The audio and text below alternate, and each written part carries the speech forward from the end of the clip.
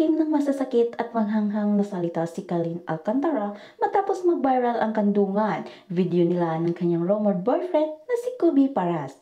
May mga nakilig at natuwa sa kumakalat na video ng celebrity couple kung saan makikita ngang nakakahandog si Kailin kay Kubi habang kumakanta ang Kager ng hinahanap-hanap kita ng River Maya. Nakapulupot pa ang mga braso ni Kobe sa bewang ng dalaga hanggang sa magkatitigan.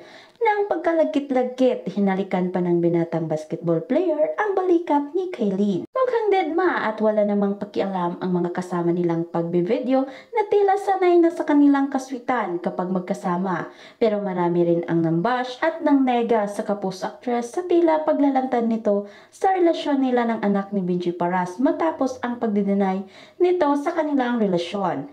Ilan sa mga nabasa naming comments sa SOCMED ay nagsabing mukhang tama nga chika sa pagkontra ni Carmena Brielwell sa pakikipagrelasyon noon ni Kailin sa anak niyang si Mavi Legaspi. Balitang hindi naging maganda ang breakup ni na Mavi at Kailin kung saan nadamay nga si Carmena na umano'y isa sa mga dahilan kung bakit biglang naghiwalay ang ex-couple. Narito ang ilan sa mga nabasa na komento ng netizens sa viral kandungan video ni na Kailin at Kubi. Diyos ko Kailin, kulang na lang mag-get a room na kaya ni Kubi great friends pa ba yan?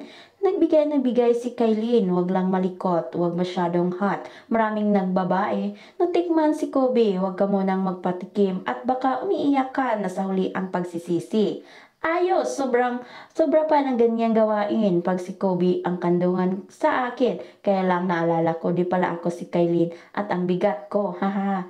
Yan ang babaeng walang delikadesa sa sarili kahit may mga kasamang mga lalaki. Si Boy, kumandong pa rin, yaks girl, sabi mo great friends. Bilis mo naging cream sa tahimik na Dorian. Sa'yo mismo nakikita ang kilos at gawa at salita girl, huwag magsalita ng tapos. Mother knows best talaga. Kandong pa lang yan, ang dami nang nanlaki ang mata, ha? Parang okay ang desisyon ni Carmina, ha? Ako, babae din ako, konting respeto sa sarili. Kababae mong tao, magpapakita ka ng ganun, kakandong sa lalaki at di mo pas karelasyon yan. Di ko ba sure concern lang ako, kapatid kita, hinangagustuhan na ganyan. Ka sa lalaki, dalaga ka pa naman, iha. Nako, iha, hiwalayan ka din yan gaya ng ginawa niya sa anak ni Ina Raimundo. Say ni Kailin, karapatan niyang tumanggi at huwag magpaliwanag sa publiko tungkol sa kanyang love life.